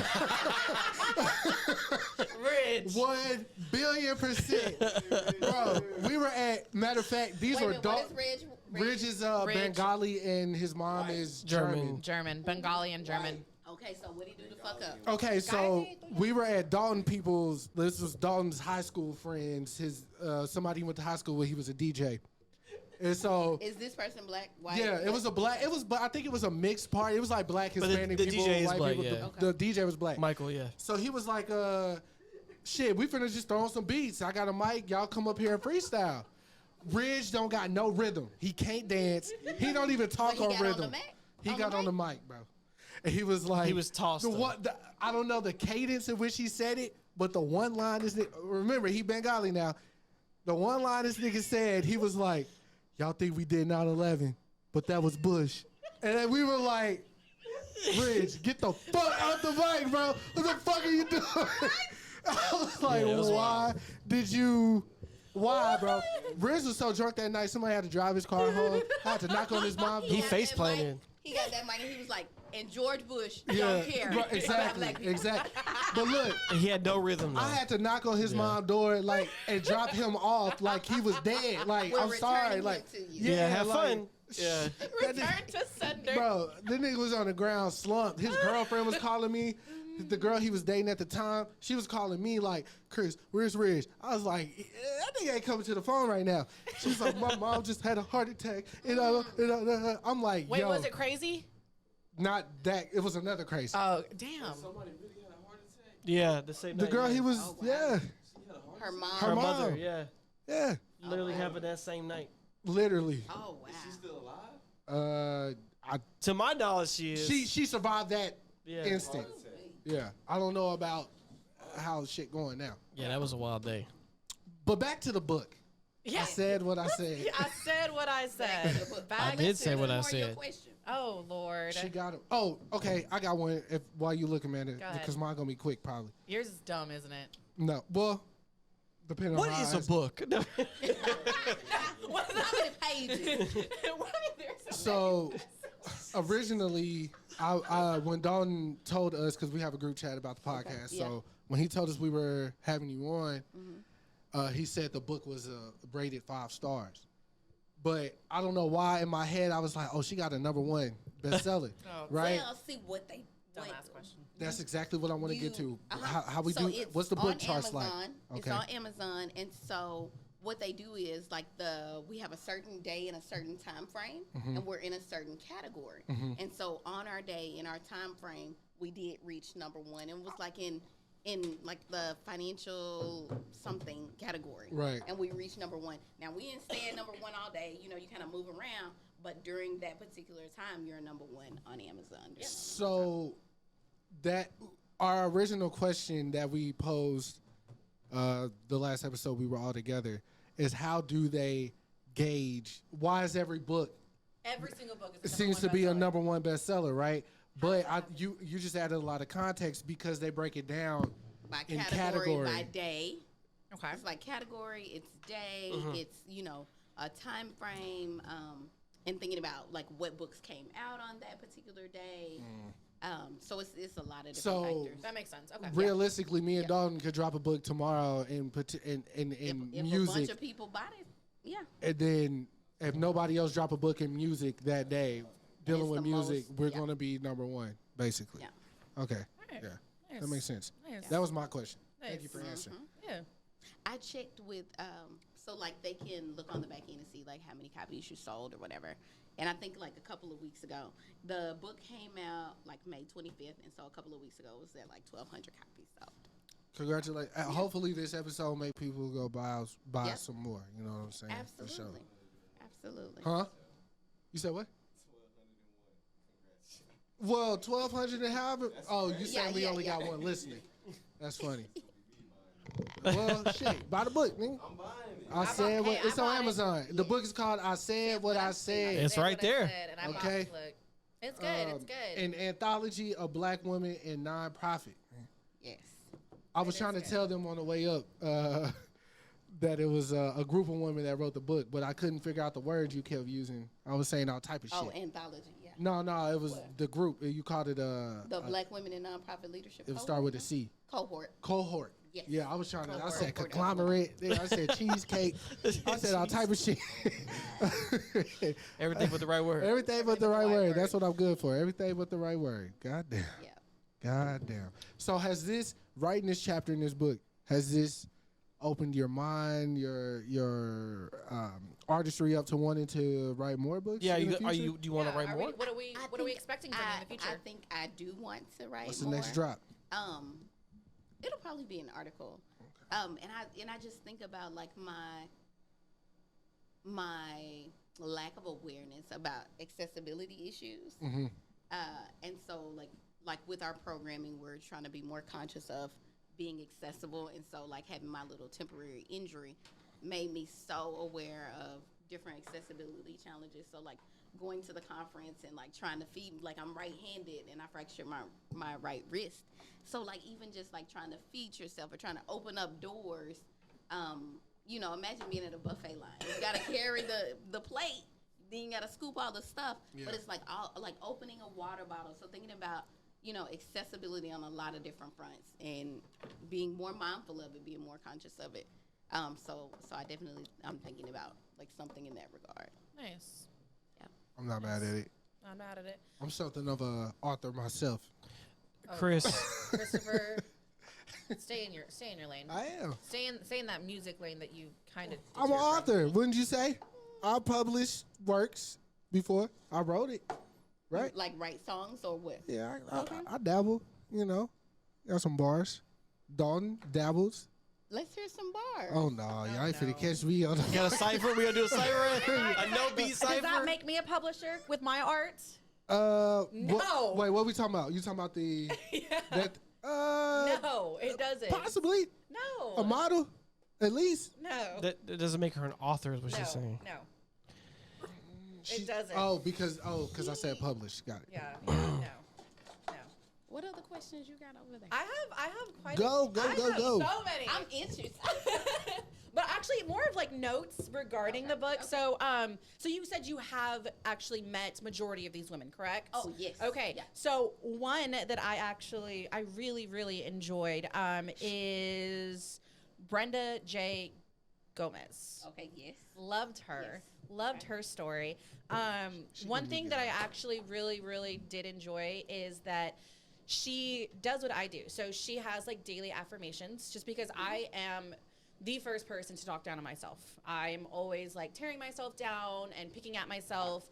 And so I have learned to just kind of like every day give myself a daily an affirmation. Just try and build myself up, try and catch myself before I talk down on myself. And then she also has it to where she has like sticky notes, and I do too. I have a couple of I have 2 notes in my bathroom mirror, and so one of them states that even though it seems like it, the world actually wants you to succeed. That's a good one. It's a good one. And then the other one is when life is throwing everything and anything at you to bring you down, remember who you are and what you came from, and build yourself up. Ooh, those are really good ones. So, constantly having to do that. And, when reading the book, imposter syndrome is something that I am just... Comes up over and over. That's a big one. How we tell ourselves we're not Yes. good enough, we can't do it, we can't make it. And those affirmations counteract that. Yeah. It's like you think about all the things because we're told not to, don't be cocky, don't be conceited. But on the other end, we're told, dim your light, you're doing too much. But You're the too loud, reality you're is too this, other you're people too just might that. not be doing enough. Exactly. And so it's like that opportunity and ability to show up fully as yourself, to show up in your authenticity. And it's like you already know that you're really great at all these different things. We all have our things that we're really great at. And so you have to affirm yourself first, because if you don't believe in you, who's going to believe in you? Hey, Miles, I feel like she's speaking to you right now, because I feel like out of everyone in this room, I feel like you believe in you more than anyone believes in themselves. So you can agree with what she's saying. Absolutely, bro. Okay. Do you have any affirmations that you tell yourself before you sit down and? If I would say it in public in front of y'all would think I'm crazy though. No, say it. Oh, say it. Speak your truth. But there's It might never speak to there's somebody that's never a listening. point in time to where I wake up and I'm not the greatest human to ever do what I do. Hop up out And the it's bed. not Turn my even. swag And out. the thing is though, I go look at opportunities to show people what I'm saying is correct. Right. That's my whole thing. I haven't been wrong yet though. Yeah. Well, You know what I'm saying? I mean, But again, my whole life has come from that. Just thinking like, man, I'm so crazy with it. Yeah. I'm not even going hard. you I'm felt just you warming up. you felt that way your whole life. Pretty And much. who put it yeah. in you? Who allowed you to I build wish- up your confidence I wish in I that could way? just say- I wish I could just say that, but I feel like I'm just a combination of like all my influences from like my mother, brother. I'm like them, but I just maximized it Okay. on such a level that made sense in my adult life. You know what I'm saying?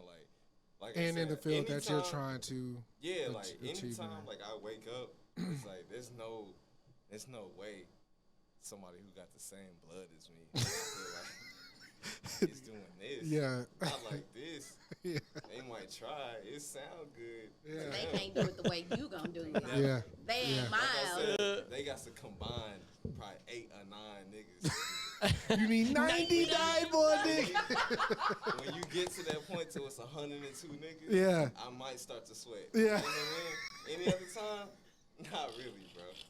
So yeah, I feel That's you. an affirmation right Yeah, there. I feel you. That's just how I feel. Like, Also- You know So- what? From now on, whenever I'm feeling down, I'm gonna call Miles. I'm No, for real. I'm gonna call Miles. To add on to what he's saying,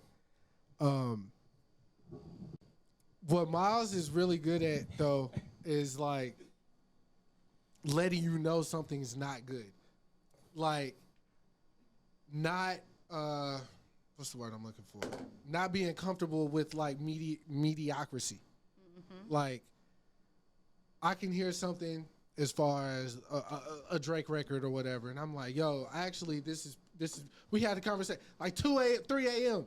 I posted a song at like 1 on Instagram. Like, yo, I was a little critical of this song. Like, I'm identifying with this record right now. It was that Search and Rescue song. Oh yeah. And Miles DM'd me 3 o'clock in the morning.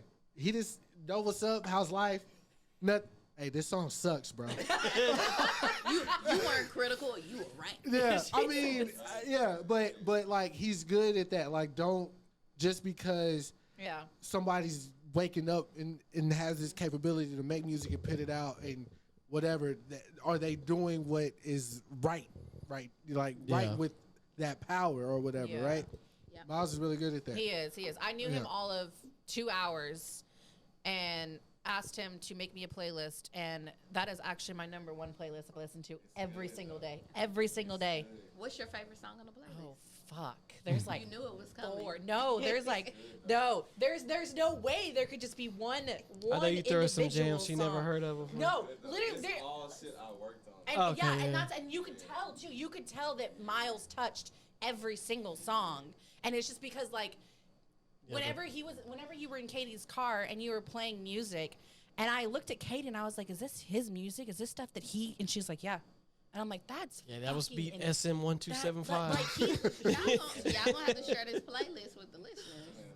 Like, Y'all gonna have to share Miles' playlist. Playlist too. Yeah. it's my playlist. You know, no, hey, this is my get the streams playlist up though. that No was made shit. Well, personally is music for that's me. is music that's out or unreleased? The shit that I gave her was out. Oh, okay. Yeah. But the funny shit is when I was at his son's birthday party. Oh yeah. What happened? He started stunting on my son's birthday. He was asleep by this point, but yeah, I was drunk. I'm just playing. he's playing unreleased shit. I'm playing That's that crazy. unreleased shit. I'm like, man, it's your son's birthday. Well, you know what? It's my birthday today. Happy motherfucking birthday. For real. It was funny because people were like, "Do you have a song with this person?" He was like, "Watch, turn it on," Yeah, boom. and then You know, shout out to affirmations though, 'cause I think it's good to have that conversation absolutely, you with yourself before you even present yourself to the world. Absolutely. yeah. So it's always good. My only question is, where is God in all this? Who? Oh. God. Part of my Amanda has left the chat. Okay. All right. part of my identity. God told I am me to not do religious. it, Chris. You're not religious. I'm You not said what? Told me to do it. Yeah. Okay. If you feel like sharing, why is God not in your? Why isn't religion isn't, but spirituality or anything? So let me give you a little backstory. Okay. Okay, so my parents, Mhm. Helen and Johnny, have been married 51 years. Shout out to Helen. and Johnny. Helen and Shout Josh. out Shout out to Helen and Johnny. Johnny.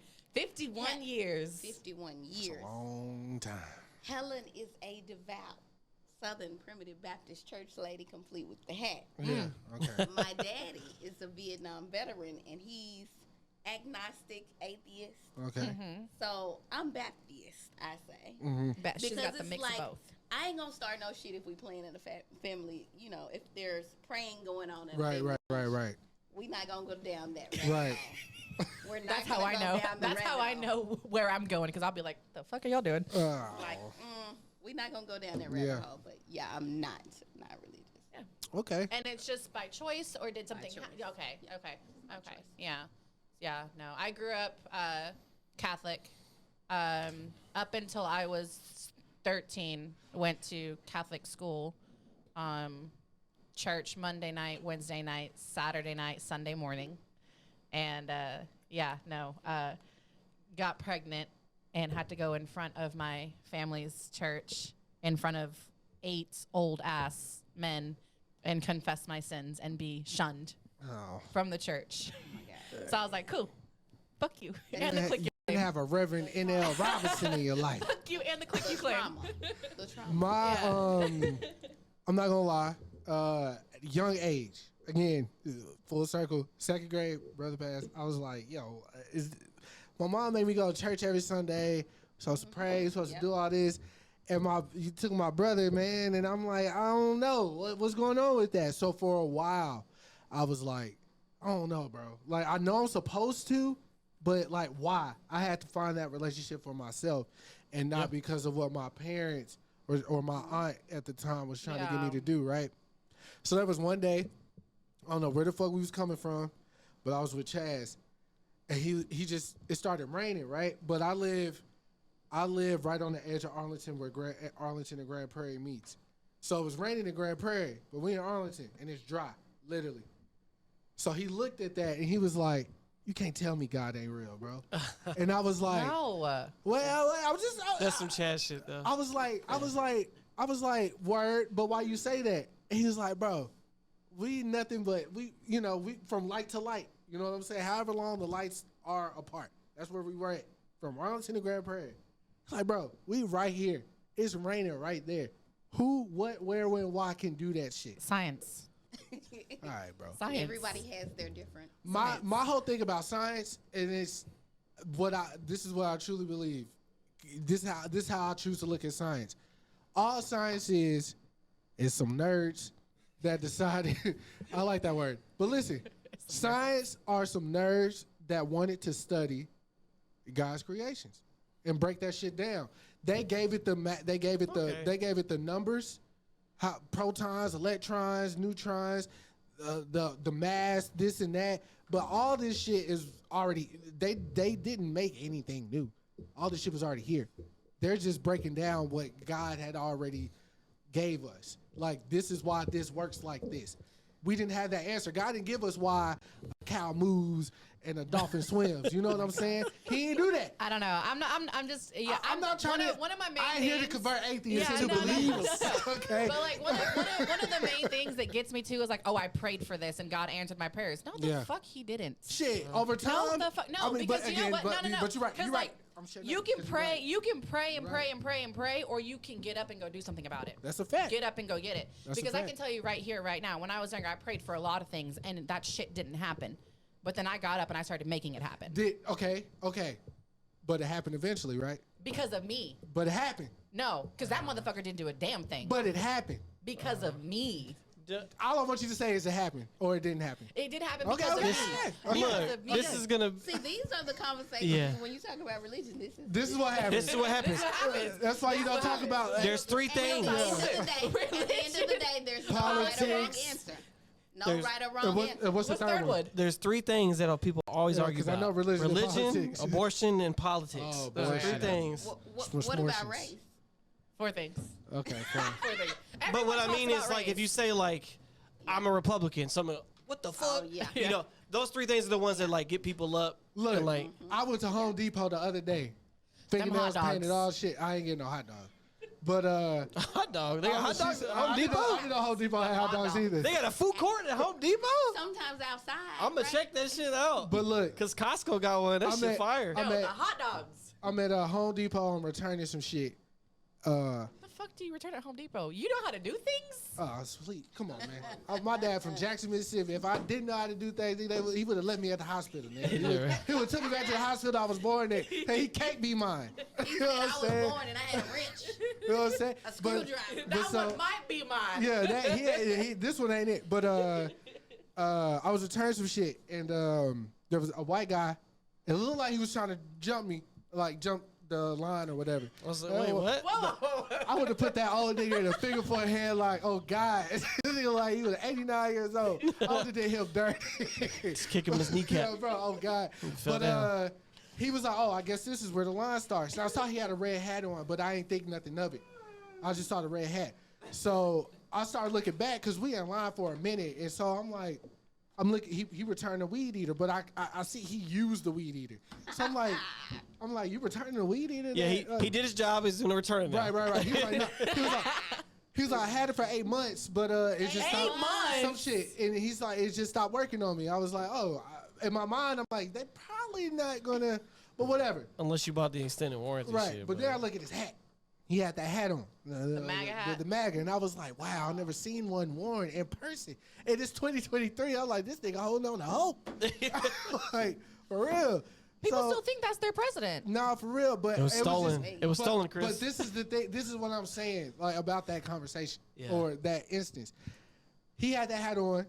I'm black, right? So automatically, if you base your shit off social media, anybody wear that hat, that nigga should have been ready to jump the line. Like, I don't give a fuck about you or what said anything about me. Like I said, I had a fresher set than what I have right now. So he could have been like, oh, you little pansy, you run around here, you nigger, blah, blah, blah. You know, shit like that. You know what I'm saying?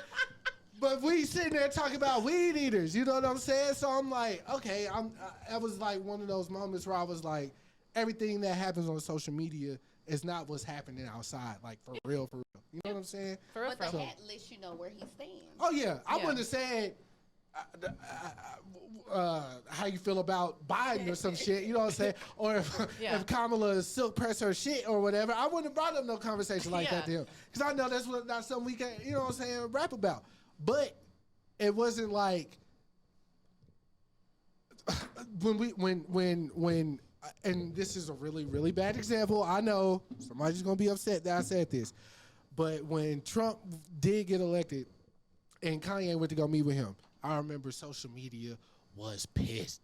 They were upset. Like, Kanye, how could you are a hero. You said Bush didn't care about black people. This is that. Jesus walks, nigga. Jesus walks. And I was like, yo, my man can't go talk to the nigga? Like he can't talk to him. Like, just talk. I don't know what the conversation consisted of. I understand optics, though. So somebody going over to that side of me and like, why are you with him? Why are you talking to him? He's the enemy. He's against us. Woo, woo. I'm like, okay, let me figure out why he against. I don't know what the conversation. Again, I don't know, but I thought that shit was dumb then. Like, I think this shit's dumb now. I feel like if we can't have a conversation with the opposite side just to see, like, is this something that is fixable or is it gonna be fuck you for the rest of my life? Because it could very well, it could be fuck you forever. And if that's what it is, that's what it is. But if it ain't got to be that, and this is just why you feel that way, then okay. Like, we can go grab a beer. That's how I feel. But everybody ain't like me, so. Anyways, back to the book. Anyway. Back to the book. Whoop-de-whoop. Give us another one of those questions. Sweats. Let me see. There was something in here you said. That was me. We did the wheel. We did the Yes. the wheel. We definitely We did the talked well. about hair. Hold on.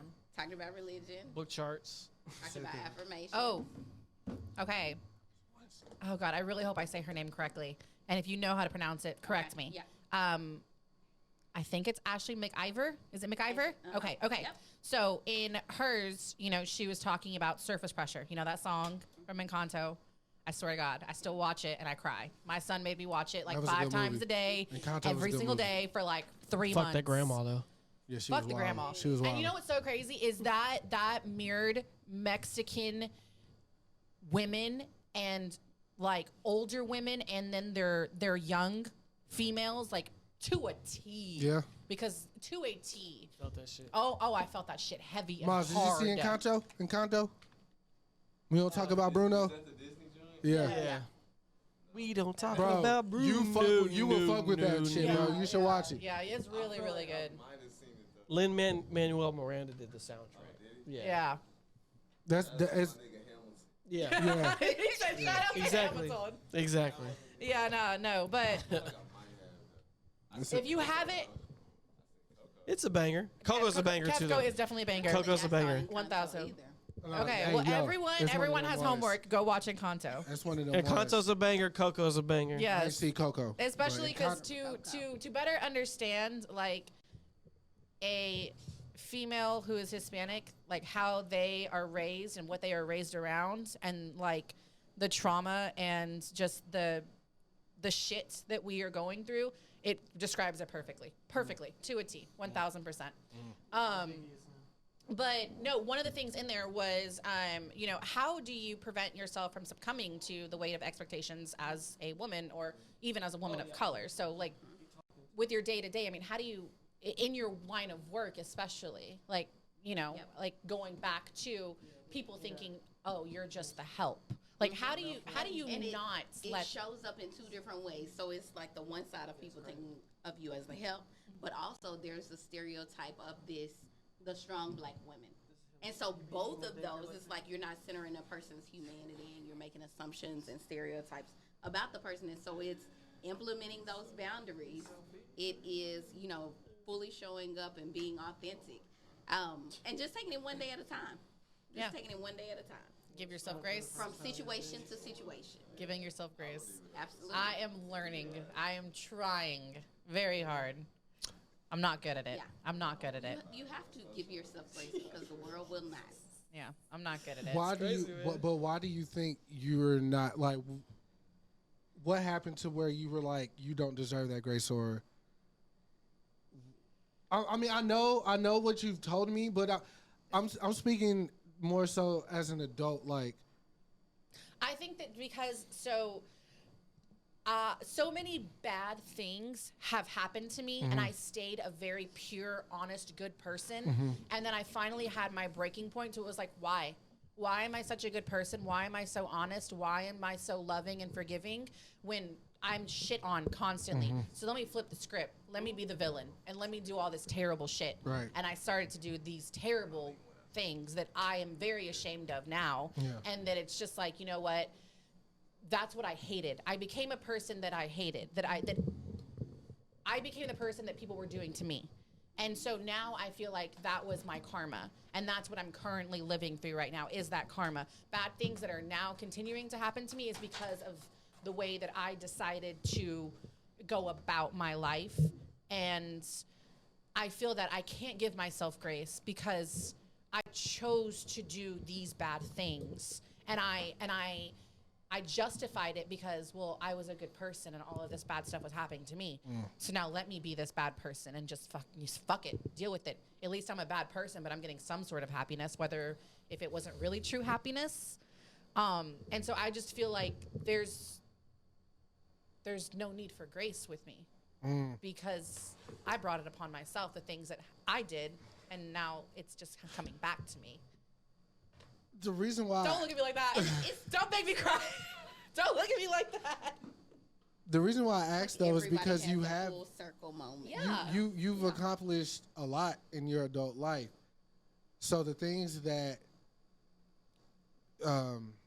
you did do, you did them, but you continue to grow and keep one foot in front of the other, and We all make mistakes. yeah, like you go back to my man Gay. He said We're always you're learning. We're always learning. you're not perfect, but you're also not your mistakes. So it's like that giving yourself grace, I would like the way I'm looking at it is like, oh, I failed before, so I wouldn't try it again type situation. But the way you're speaking about it is more or less of like things that happened to you, and then you decided enough was enough, and you flipped the script. And But you're it's still never too late to do good things. Yeah, like you're not still carrying that with you. I don't see you carrying that with you today. So I feel like maybe you're not recognizing that you actually are giving yourself grace. You I have feel to like take the time out to. Well, even now, still, like whenever I do fuck up, or there is a mistake, or there is something that goes on, and I'm just like, I'm that much more harder on myself, and then it's like, okay, now I'm talking down on myself. Now I'm thinking negatively about myself. It's a snowball effect. And it's the snowball effect too. It's like, all right, That's cool. when you have to reach into your affirmations bag.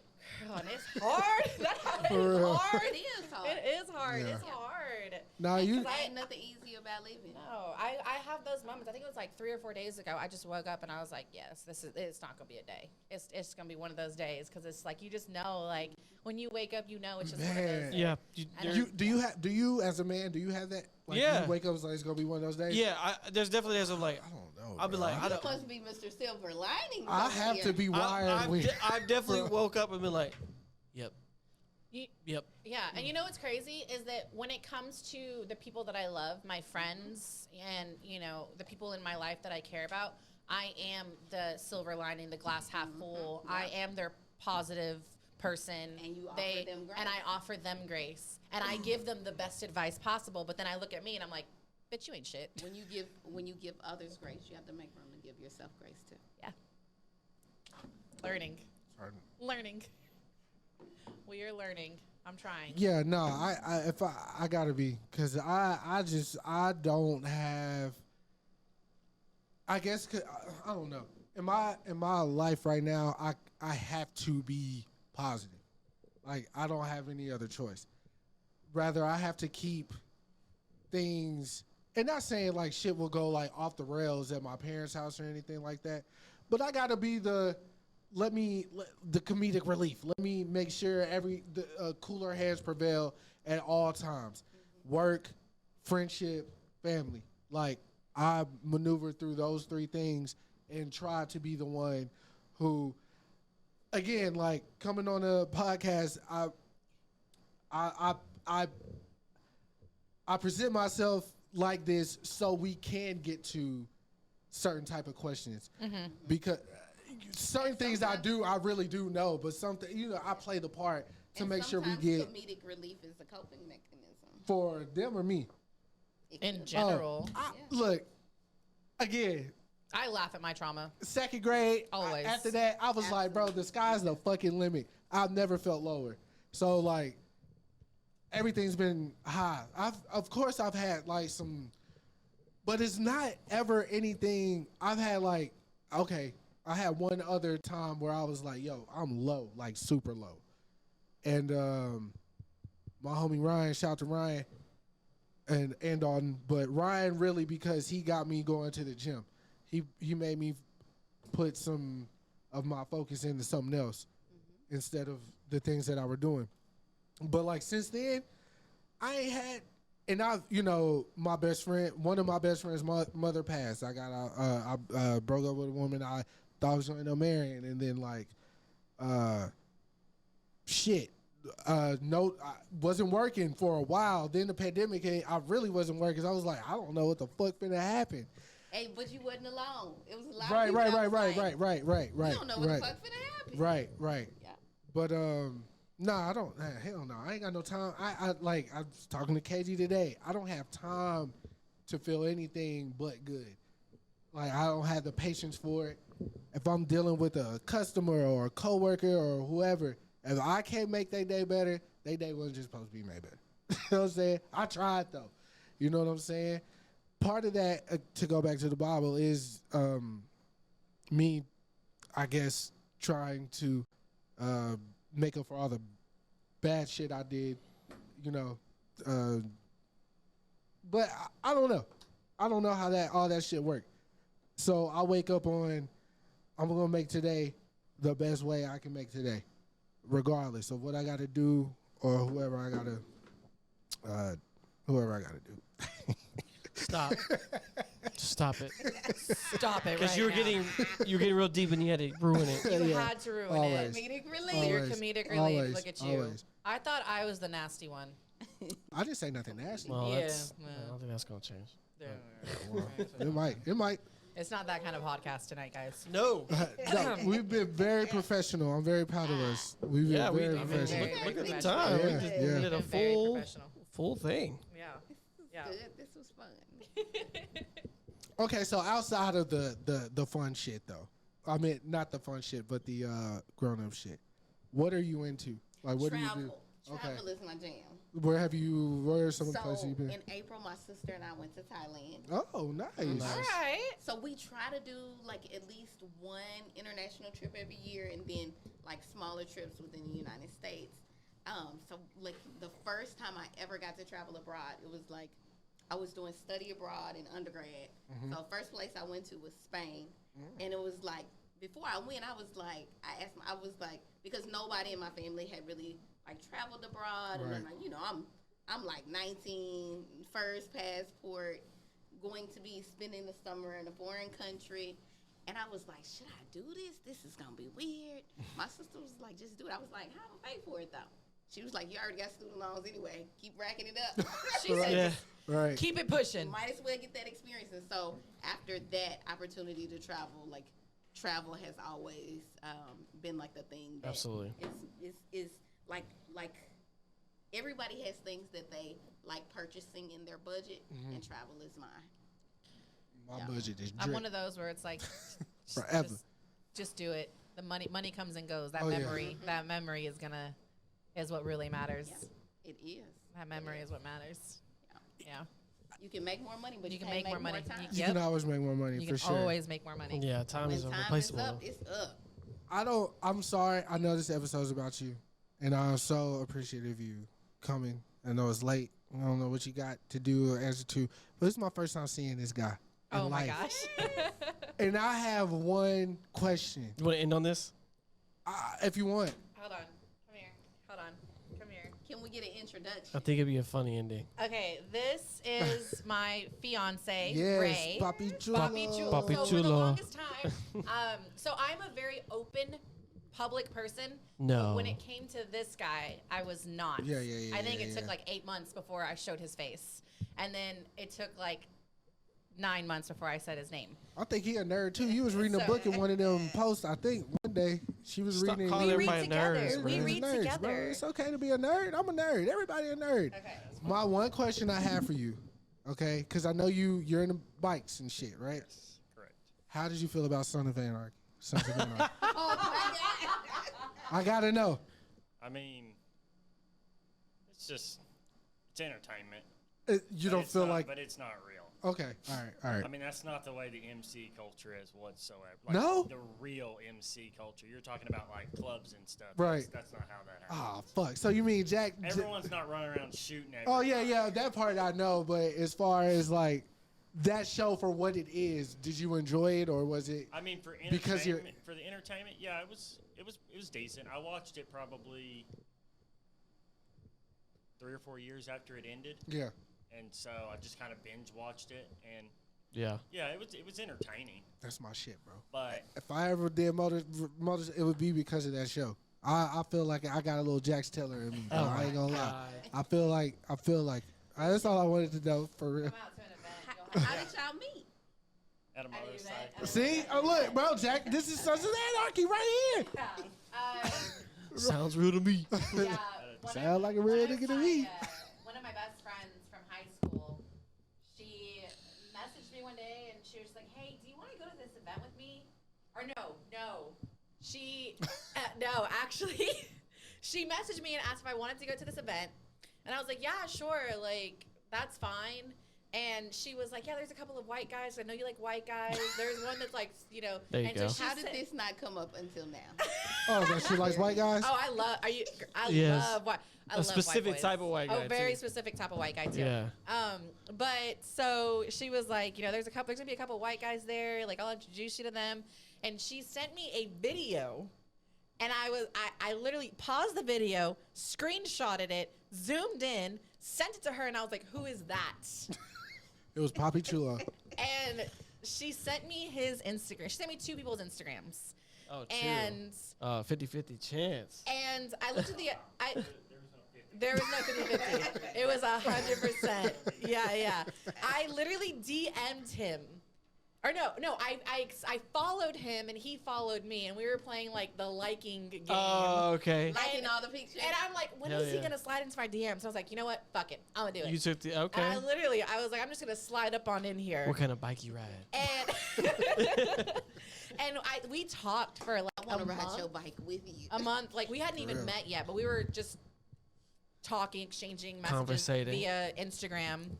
And then we finally met, and we literally spent the entire day and night together. Like it started at like 11 a.m. and we didn't part till like 3 a.m. Jesus. Y'all should, for y'all's wedding photo shoot, y'all should recreate Bound. Like Kim Kanye on the bike. You remember that? Y'all should do that. That'd be fire. Get Katie to, you know what I'm saying? That'd be fire.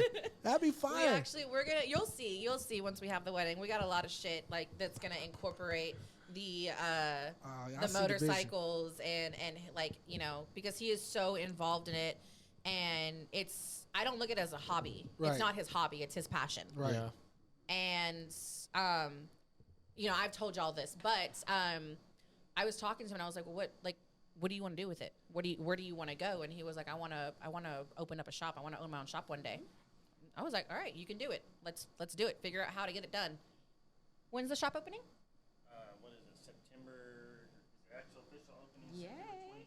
September 25th. I'm gonna be your first customer, bro. Not even 45 days after he spoke it into existence, it was happening. That's what I believe in. That's Jesus. No, it's not. Stop trying What's your MC though? Are you a part of an MC? No. Oh, okay. We just no MC, no affiliation. I mean, as far as like true affiliation. Right. Yeah. Oh, okay. I thought y'all had like a little. Well, we have our group, which is 13th Street Viklas. Y'all got cuts? No. Oh. When y'all get a cut, make me an honorary member, bro. I want a cut. Oh God. You want a prospect one? Yeah, I'll wear a prospect one, but I ain't cleaning no toilets. I'll let y'all know right now, nigga. I'm not cleaning no toilets. You know what I'm saying? You gonna go get me a beer? I'll get you a beer. Okay. I can do that, but if you ask like nicely, like still see me as a human being. Nah, You know what I'm saying? Be like, hey, bro, we all human. give us a beer, bro. I'm like, what y'all want? I'll do that. Yeah. You know what I'm saying? Give you a beer, bitch. Yeah, I'll earn my stripes. You know what I'm saying? I'll earn my stripes for sure, 100%. I ain't getting on no bikes though. If we gotta go hide in the desert, I'm with that. You know what I'm saying? But I'm not cleaning no toilets. He'll just Uber there. I'll meet y'all there like 45 minutes after the deed is done. Have you ever ridden a bike? No. My dad actually used to ride bikes back in the day. Not like Harleys or anything. I guess it was actually I don't know what it was, but he was telling me my grandmother lived at the bottom of a hill. It's like literally like you had to drive up to like get out of our neighborhood. And he said he was coming home. My dad over exaggerated like me. That's where I get it from. But he said he was coming to make the turn and a car clipped him. And he slid from all the way down. I was like, he ain't doing it. He said, I never drove again. I said, bro, you slid I know how long that road, you know what I'm saying? Yeah. So you slid all the way down, and you just slid into grandma's But imagining your dad slammed down backwards like, oh. No, the car clipped the bike, so he fell off the bike, and he slid. He slid all the way, bro. And you just landed at grandma's doorstep. That's God. That's God, nigga. Shit, that's God. Shit, he was all right. But no, this is a beautiful episode, and I thank you again for coming. Yeah, Thank man. y'all for having me. I said what I said. Yes. Available on Amazon, wherever y'all get books. I don't know where y'all It is available on Amazon. It's available on Amazon, Yeah. and then you can also download it on your Kindle. Yep. Yeah, And man. you can go to a local bookstore. Yes, like Pan-African bookstores are Connection. gonna. Yes. So definitely check it out. I thoroughly enjoyed it. I am a very big reader. Yep. I think it was like 17 or 57 pages or something like that. Yeah. She was from 17 It's to a big- 50. Well, I know it's 3 and a 7. 25. 372. 372. She read it. 372 pages. She read it. And you know, I finished it in 2.5 hours. Well, this is your wow. copy. So, This is your copy. Yeah, you signed this for and yes, that is my copy, my signed copy. But yeah, no, definitely check out the book, and I am very excited to see what you do in the future. Hell yeah. Thank you. Hey, you got to come back Yes, you on were. a less business episode. We can just shoot the do shit. have But fun. some foolishness Look, and we fun. have Yeah. we have fun here. We, Yeah, we do have we some have fun. fun. I do get a little out of line. But when I was told to come on this podcast, I was given one specific topic, and I ran with it. Yeah, that's true. Yeah, that day. Yeah. Yeah, That day. but you said in general that day. Well, yeah. Yeah. Always. Did you listen to our first episode? You listened to it, right? He listens to all of them. I was very uncomfortable. I don't know if you could tell or not. I don't like talking about that shit. He was at so all. uncomfortable. But hey, it's a part of life, Yeah. I guess. But, But any last remarks? Me, no. Thanks, Great y'all. episode. Yeah, thank you. You got any last remarks? Nah, man, it was fun. Shout You out to know. Adam, Dave. shout Thank to you, Dave Chappelle. Pen?